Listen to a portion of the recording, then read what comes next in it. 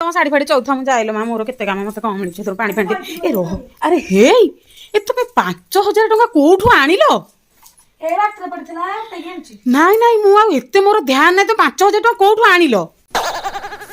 ଏବେ ମନେ ପଇଲା 5,000 ଟଙ୍କା ହଁ କୋଉଠୁ ଆଣିଲ? କହୁଥିଲା ବାଟରେ ପଡିଥିଲା ଉଠେଇକି ଆଣିଲି। କୋ ବାଟରେ ପଡିଥିଲା ଯେ 5,000 ଟଙ୍କା ତମେ କୋଉଠୁ ଆଣିଲ? ଯୋଉ ତମେ ଯୋଉ କାନରେ ପିନ୍ଧୁନଥିଲ ହଁ କାନର ହେଇଟା ବିକିକି ମୁଁ କାନର ବିକିକି ଆଣିଛ? ଏ ଭଗବାନ ତମେ ଯାହା କରୁଥିଲ ବାହାରୁ ତମେ ମୋ କାନ ଦେଖି ମୋ ଗଡରେଜ ତମ କାନର ଆଜି ନେଇକି ବିକିଛ ନା ତମ କାହାକୁ ପଚାରିକି ମୁଁ ପଇସା ନେଇ ପାରୁଛ ଲୁଚେଇକି ତାହେଲେ ମୁଁ ତମ କାନରଟା ବିକି ପାରିବିନି କେମିତି? କୋ କାନରଟା କେମିତି ବିକିକି ତମେ ଆଣିଲ? ଏଟା କୋଉଠି ଆଗ ତମ ଘରେ ଏଇ ଶିକ୍ଷା ତମକୁ ଦେଇଛନ୍ତି?